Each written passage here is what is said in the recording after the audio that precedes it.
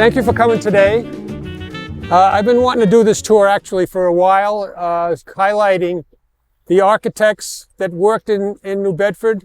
There's lots of local architects that did major buildings here, and there's some national architects that did buildings here. And so we're going to highlight them as well as the buildings today.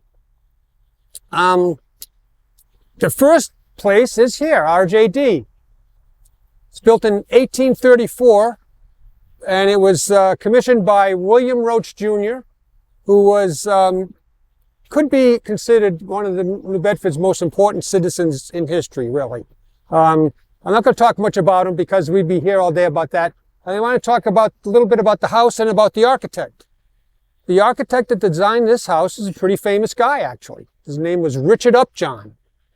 And Richard Upjohn was a itinerant builder architect who moved to the United States, first came to Salem in the late 1820s, and somehow he made his way down here to New Bedford. And he had no reputation yet, actually, and I'm kind of surprised that Rotch, who was a very cosmopolitan guy and he'd traveled all over and he knew architects and designers. He could have picked anybody he wanted to, really. Probably paid good money for the design. And for some reason, he picked this guy who didn't really have any experience at all, named Richard Upjohn, and he designed this house. Now, the house is interesting. It's a nice example of the Greek Revival style. Houses like this, when this was built in 1834, were kind of all over the place here in New Bedford at the time. There was one right across the street, the William Swain house, who started the Swain School. And there were others all over around here. So it was a nice example of the style. And it's a beautiful building. It's kind of subtle, really. You know, you have to look at it to appreciate it. One of the nice things I like about this house, actually, is that each side is different. You know, he designed each side. And, you know, the front is the main side. But if you look around and walk around the house, you'd say, geez, there's details. And he did a nice job of trying to figure out how to make each side of the house, from side to back, a little bit interesting. But anyway, Upjohn left New Bedford not too long after this and moved to Newport, where there was a lot of building going on and a whole lot more, well, not more money than New Bedford, but a lot of building going on. And he designed a number of houses, one of which is now a Newport mansion. If you've been to Newport on Belleville and taken some of the mansion tours, if you've been to Kingscote, which is a fairly small version of the houses that came later, it's fairly close to Memorial Boulevard. It's on the right-hand side if you're going, starting on the 12-mile drive from the downtown Newport. It's a nice example of Gothic Revival style. But not too far from that house, and it's not a Newport mansion, it's actually the senior center for Newport. About 2 blocks to the west of Kingscote is a very important house that he designed called the Edward King House. And you can if you go to Kingscote or you go to Belleville and you want to see this house, you just take one of the first rights after Kingscote, and you'll get to it's called the Edward King House. That's a very important house architecturally. He designed a couple of landmark properties in Newport and then moved to New York and became a very, very famous architect, designing Gothic churches for really almost every state in the Union. Had a couple of his churches over the next 30 years. He's probably one of the most important architects in the United States prior to the Civil War. He was also a founder of the American Institute of Architects, which he and Richard Morris Hunt, who is the very famous architect, designed the Breakers in Newport and Marble House in Newport. He was a fairly young man as well at the time, but they formed the American Institute of Architects, which is the professional, and actually not only is the AIA the professional organization, it's also their licensing organization. It's, you know, you get your license not from someplace else or the city or town, something. You get licensed to be an architect from the AIA. So it's very prestigious even now, and Upjohn was one of the founders of it. So interesting guy. He lived until the late 1870s. His son was an architect as well. And as I said, you can find Gothic churches of all sizes, large and small, in almost every state in the Union at the time. He has a building in Wisconsin, he has buildings in Alabama, he has buildings all over the place. Small churches. I've seen a couple of them in my travels. So he was very well known at the time, and was pretty much his work after when he went to New York was big churches and a Gothic in the Gothic style. Richard Upjohn. This is the house we're going to talk about. Nice example of the Italianate style. Italianate style, which you can always tell Italianate style by the half-round windows. See, half-round windows, and it's an old house. It's an Italianate style. Very popular from in the 1850s in New Bedford. New Bedford was pretty trendy in early 19th, most of the 19th century. So when new things came, we just changed right away. But these Italianate style houses are in the Midwest, even in the 1890s, built like this. But the New Bedford is primarily in the 1850s. And the designer, actually, this is often called the Melville house because Melville's sister lived here briefly during the Civil War. But this house was designed by a man by the name of Solomon Eaton. Solomon Eaton was another man from Mattapoisett, had a shingle here in New Bedford for a long time. And he designed this house. He designed the original library building, which remnants of that building are part of City Hall now. The far eastern part of the building, the wall that faces Pleasant Street, that is a part of the original library building. It was just a small box at one time, and then it was remodeled into the City Hall in the early 1900s. But Eaton was an interesting guy. He probably did a lot more houses in New Bedford in this style, because it was a very popular style, and there's a lot of them around during that time. But this is the only one that we know about. He also designed a church which was in the Octopus area of the city at one point. And he probably did a lot of other buildings as well. Interesting guy. He was born in 1806, and he actually, at a 55-year-old, he enlisted in the Union Army during the Civil War and served, actually, in North Carolina. Got sent to North Carolina. So he was an interesting guy. Another architect that was famous in Massachusetts actually apprenticed with him. His name was Williard Sears. He was from New Bedford, and he apprenticed with Eaton. And Sears is the guy who built and designed the Elizabeth Stewart Gardner house, which is now the Gardner Museum in Boston. He also designed the Pilgrim Memorial in Provincetown, the big tower. So he was a pretty important guy. Sears only did one building in New Bedford.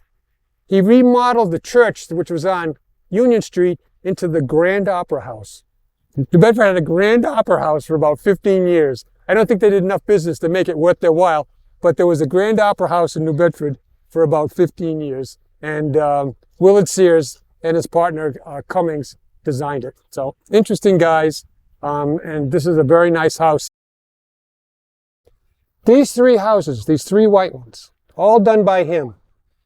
We're not going to talk about this one. It's a nice house, but that was 1915, kind of an arts and crafts style house.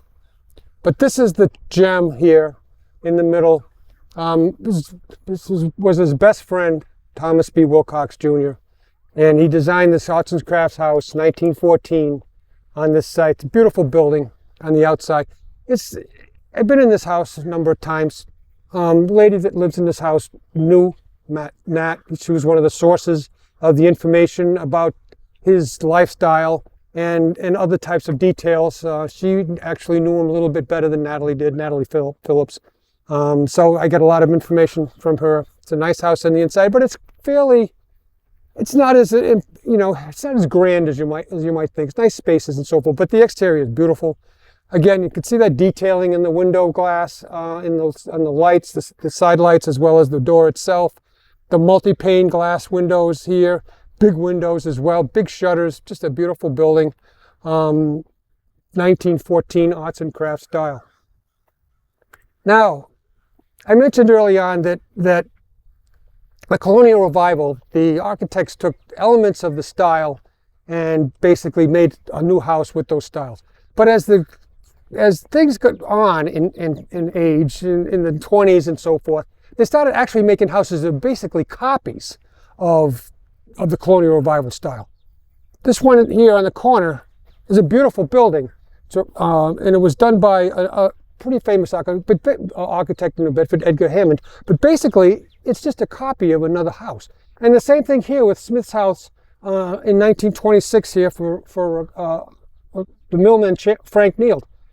It just looks like a Georgian house. It's got some nice detailing. It's bigger than a house that would be built during the colonial period, but it looks, in concept, it's basically the same house. There's not too many details that differ from a house that would have been built in the 1730s or 40s. And that happened across the board with architects. They really kind of changed. They made the houses a lot simpler in design. They didn't use the details of the Colonial Revival to make something different. They sort of just made the old houses and added a few details here and there. You can see the same brackets on the roof that were on the garage. See that window in the middle on the second floor, the same brackets that were on the garage. So basically, I think he was getting a little tired too. That house in 1926. It was one of his last commissions. This very last commission that I found that he did is the warming house at Buttonwood Park. It's now the Senior Center in Buttonwood Park. That was his very last commission, I think. The last one I could find anyway, 1934. During the Great Depression, there weren't too many commissions for architects in the 30s because there was virtually no building being done. We did pass one house in particular that I didn't point out because it would have taken too much time, but I know he did a number of multifamilies that are documented. He did one on Cottage Street, he did one on Hawthorn Street, and he did one on Union Street that are documented. He had to have done a lot more because multifamily houses were going up left and right. All of the big architects were building multifamilies, whether they were 2 families or 3 families or even more or even bigger houses. I haven't found a lot of the ones that he did, but I know for sure he must have been doing them. It would have been a primary source of income to do those types of buildings at the time, as well as these mansion-style houses. So he was building in all styles. One of the great buildings that I haven't mentioned tonight, and I wanted to mention it earlier, is because people probably drive by it almost every day, is the old New Bedford Tech Building on Purchase Street, right by the exit from Route 18 that's on Purchase Street, just before the Octopus, north of the Octopus. Fabulous building. The oldest part of the building is the middle section, actually. When you look at that if you look at that building in detail, it's absolutely beautiful. He actually mimicked, again, a textile mill, but he really dressed it up beautifully. That's what he did.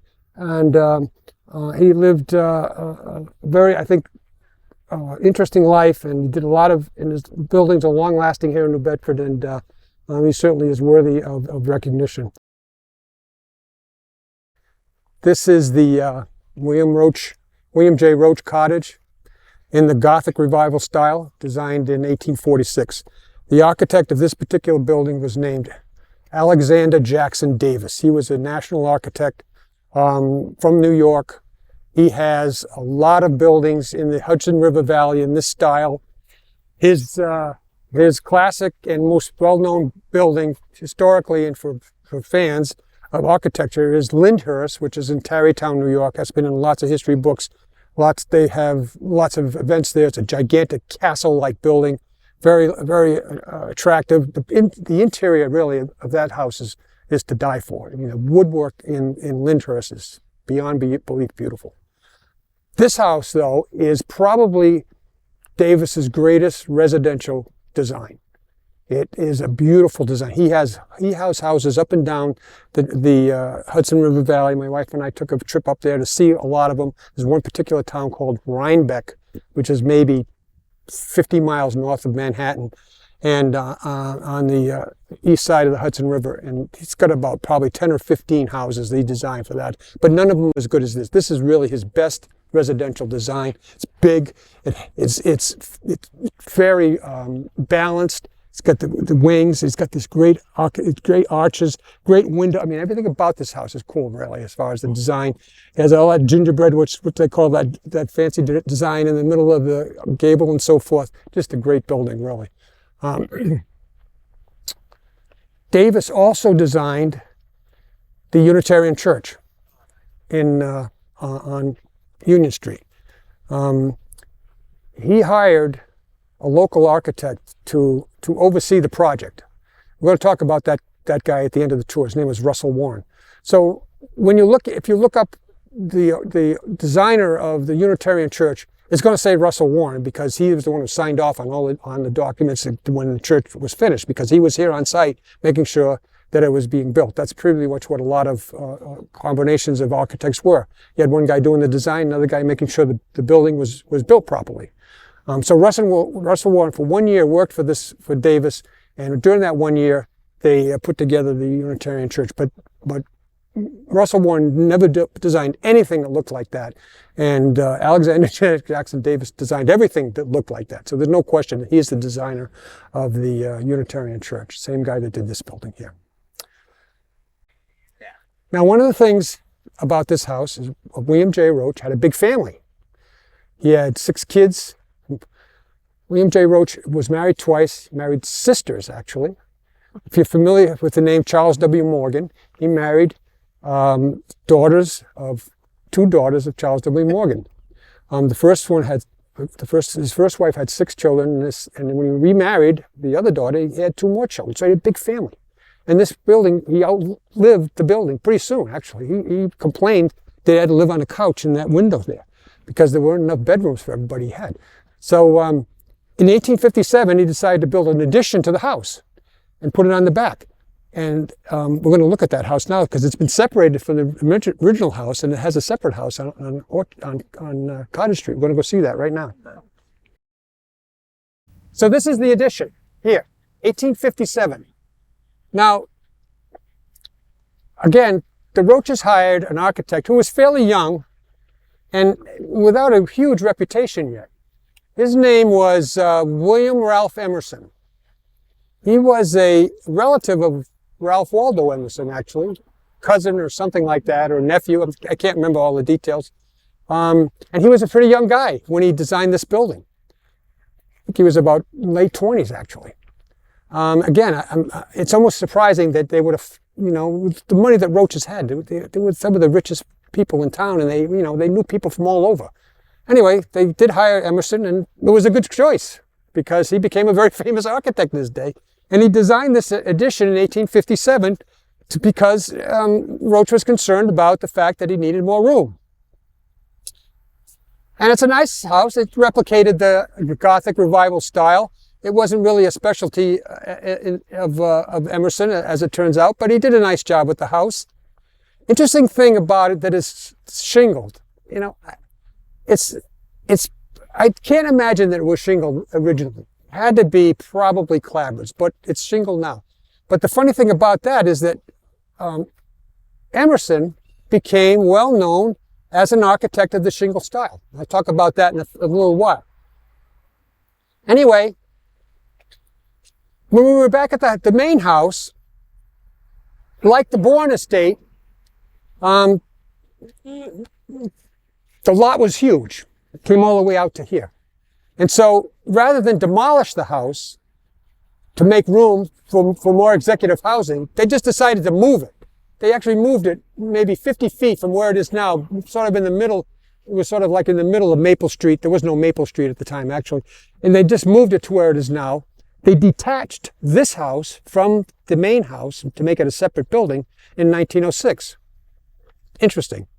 The architect who redesigned the back of the house to match what was there before was Nat Smith. He got the commission in 1906 to do the redo of this house because of when they detached it. Now, William Ralph Emerson, as I mentioned, had a very, very illustrious career as an architect. He designed vacation homes up and down the North Shore of Massachusetts and Maine and New Hampshire, picking out these, for wealthy people, these ridiculous spots on tops of rocks and, overlooking the ocean. He had a huge career. And he designed one more house in New Bedford. In 1880, a man by the name of Edward Mandel asked him to build perhaps the largest residential property in New Bedford. It was at the site of the Jewish Convalescent Home now. Huge building, 28 rooms, shingle style. I don't know how many square foot, I don't think, but probably 8 to 10,000 square feet. This house, enormous house. Lots of pictures of that house. Maybe, you know, if you watch the tours, the videos, I've talked about that house a number of times. Just a huge house. It was demolished in the 50s to make way. Well, they didn't know what they were going to put in that site for a long time, but it ended up being the Jewish Convalescent Home. Anyway, William Ralph Emerson, cool guy, died I think in the 1930s. This house was designed by a man by the name of Louis E. Detremps. D-E-S-T-R-E-M-P-S. Louis Detremps. Very important guy in New Bedford because he designed not only the Star Store, but he got Saint Anthony's Church built as well. So, and the Orpheum as well. Very important guy. His story is this. His father, he was born in Montreal. Family moved to Fall River, actually, at some point. I'm not sure when. His father was an architect as well. Very important architect, designed some of the important churches in Fall River at the time. Louis apprenticed under his father. He had jobs in New York, came back to Fall River to work for his father. And in early 1900s, this Saint Anthony Church on Acushnet Avenue, North End, was being built. They had hired, the French community had hired an architect from Montreal. His name is Venn, V-E-N-N-E. And Venn designed the church to look like what it looks like today. But early on, during the construction, a wall fell, killed 5 or 6 construction workers. And even back then, you know, there was lawsuits going on. The contractor was suing the designer was suing the contractor, the city was suing both of them. It was a mess, really. And the outcome of that was that Venn was not coming back to finish the job. So they wanted to hire Louis the father, but Louis the father sent Louis the son to do the job, and he did a spectacular job. Louis Detremps does not get credit for the design of St. Anthony's Church, but he should, really. Because even though he may have followed the design of Venn, he constructed a magnificent, absolutely magnificent building. Let's face it, St. Anthony's Church is probably one of the top buildings in the city for any number of reasons: size, design, the ornate interior. It was Detremps' idea to hire the sculptor to make all those figures that are up in the rafters there. If you've been in St. Anthony, it's just a spectacular building, really. You go in there and you just can't believe it, really. It's just so great. And he gets credit. He should get major credit as the architect, really, or designer of that building, because he did so much to make sure it got built. He stayed in the city.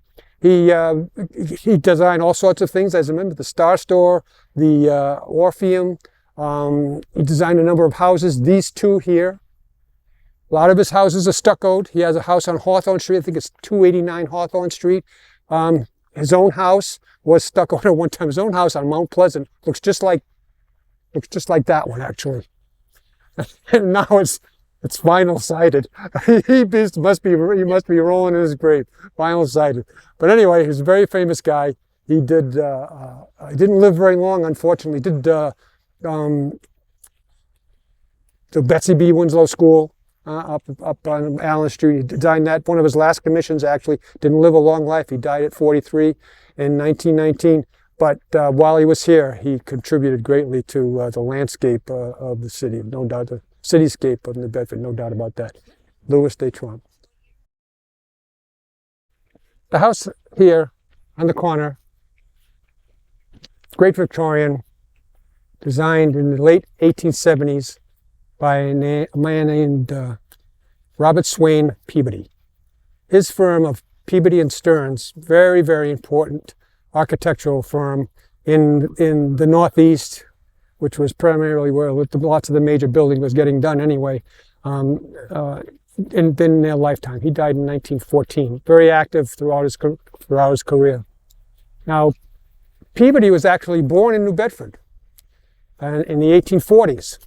He was the son of a man named Ephraim Peabody, who was a minister at the Unitarian Church for just a couple of years. And he became very friendly, this minister, Robert Swain Peabody's father, with William Swain, the Swain School William Swain. He and his, William Swain and his wife Lydia Swain were very, very popular people in town. And they had, they're very outgoing and knew everybody. And they had a very sickly son who died young at 20. His name was Robert Swain. So when Ephraim Peabody had a son, he named him Robert Swain Peabody. So that's where he came from. And Ephraim Peabody got a job at King's Chapel in Boston not too long after his New Bedford stop, which was a very prestigious, everybody knows King's Chapel is right at the end of Tremont, right on Tremont Street in Boston, and but he didn't live very long. So Peabody was sort of an orphan at the time, a little bit of an orphan at the time. Probably his mother was taking care of him. But the Swains actually helped him, especially Lydia, because William had died as well. Lydia kind of helped him with his career by helping him go to school. I think he went to École des Beaux-Arts as well, which would have been expensive, and I think that Lydia Swain helped him do that. So anyway, he came back to New Bedford and designed a bunch of buildings here. Not too many residences, but this one and the one next to it. And he designed a couple of buildings downtown as well. One of the Standard Times building, the Masonic Building, if you're familiar with the Masonic Building. There's an office building connected to the Whaling Museum, which is often called the Rogers Building. But I think that the Peabody and Stearns did that as well. So he had some buildings here. Interesting guy. He also, his most recognizable commission is the Customs House Tower in Boston.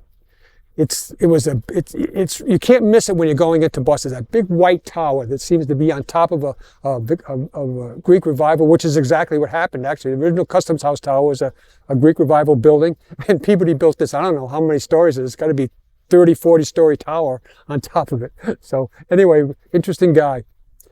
Now, this design here, he was very eclectic in his designs. The kind of your typical, anything goes kind of design. And this is kind of like that. He's got things everywhere. He's got this great porch, got the porte cochere, he's got towers, he's got peaks, he's got everything. It's classified as a Queen Anne style, but this is kind of pre-Queen Anne, really, as far as style goes. But, he developed a lot of these things in his lifetime. Now, I don't want to get you confused, but the original breakers, there were two breakers in Newport. There's the breakers that's there now, and there's the breakers that was built around 1880 that looks just like this house, maybe 5 times bigger. It was commissioned from Peabody and Stearns by a man named Pierre Lorillard, who was a big deal in the tobacco industry. And Lorillard ended up selling the breakers, the wooden version like this one, to the Vanderbilts, and then it burned down around 1890. And then the Vanderbilts decided we're going to build something like nothing else before, and so they built the current breakers, which is one of the most magnificent and huge, 62,000 square feet of living space. 62,000 square feet of living space in the breakers. It's hard to imagine, really. Hard to imagine. Anyway, Peabody and Stearns. This is the house here.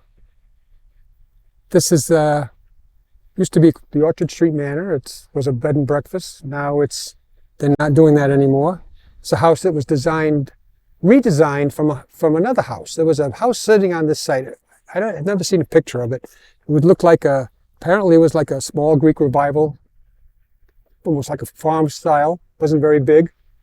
And the man who decided to rebuild this house, his name was Henry Tiffany. He was a treasurer at the Kilburn Mill, which is the big mill on West Rodney French Boulevard. He was brought in to run that mill. Treasurer of the mill was the CEO. He was the one who ran the mill. He ran all aspects of the mill. He was the most important guy at the mill. And Tiffany ran the Kilburn Mill. And he bought this site, and he decided to redesign the house completely. There's no remnants of this house from the original house, really. It's completely changed. And the architect who did that change, his name was Edgar B. Hammond. And Hammond had a long history in New Bedford designing buildings. His father was Caleb Hammond. The firm always went by Caleb Hammond and Son, even long after the father passed away. But Edgar was the designer. He did a lot of cool buildings in New Bedford. The Duff Building, which is right across the street from City Hall on Pleasant Street, that big brick building. He did the building that was the restaurant. I can't, it escapes my mind. That just closed. Freestones. He did the Freestones building, and he did lots of residences. He did the yacht club, not only the original yacht club, which was a real cool building on Pope's Island, but he also did the New Bedford Yacht Club in Padenham as well. He was an avid sailor. He was actually the head of the yacht club for many years, even though, you know, a lot of the rich people had boats. That was their pastime, was having a big yacht and having boats. But Edgar Hammond wasn't really a rich person. I mean, he had a good living as an architect, but his house on North Street or Maxfield Street, I'm not sure, one of those streets, was a pretty modest building, relatively speaking. But he loved his boats, and he was the head of the yacht club for many years. His big passion. Anyway, he's a good guy. He lived. He died during the Great Depression as well. But he did a lot of building. This is a nice, cool building. It's in the. You know, it's different. His work is different from some of the other styles. He's a little bit different from Nat Smith and the other local architects they're building. It was more ordered, much more ordered. But this is a nice house, especially I think the entryway here. He really did a beautiful job of making the entryway interesting and a focal point of basically a pretty simple Georgian design, colonial revival design. Did a nice job. Some of the interior finishes have been changed over the years, but their dining room has not been changed, which is on this side of the house in the back. Beautiful chestnut, actually, which is kind of unusual wood for finish work, but beautifully done, very, very nicely done. Beautiful room in there, a nice job. Edgar B. Hammond, other buildings he did around here. One of the things, all the architects, all the local guys, Smith, Hammond, Detrompe, all of the local guys, they were doing tenements as well. You know, that was probably their bread and butter to a large degree, because tenements were going up like crazy everywhere. 3-deckers, 4, 5, 6 family houses, and so forth. And Hammond did a beautiful 5 or 6 family house. It was featured actually in a book that I was using when I was looking up information about it. Big giant building in New Bedford. So I decided to see if it's still built, you know, still around. It's still around all right. It has been so butchered. It's been so butchered. All the decorations have been taken off. It's been vinyl sided. You know, windows have been, everything. It looks, you wouldn't even recognize it except it's the same size and the same, you know, the same footprint and so forth. That happens, you know, you can't do too much about it. There are still some beautiful original 3-deckers. You know, you sort of have to find them. There's tons of 3-deckers. I think there's like 2,000 3-deckers in the city. There's a foundation building really for New Bedford. And there's some beauties. The one we often show is the one on Orchard Street down by Mount Carmel Church. And there's another one, a beautiful one on Stapleton Street, painted blue. The thing is in perfect condition. All the woodwork looks original. The porches and so there's still a lot of nice ones around. But even the ones that aren't, beautifully designed on the inside, you know, and all the architects, no matter how fancy they might have been with some of their big buildings, were in the business of building tenement blocks as well. So it's an interesting sidelight. It's too bad there's not any in the areas that we go to on these tours, because it'd be nice to highlight one, because they're great buildings and they're the foundation, really, residential foundation of the city. The William Rodman House and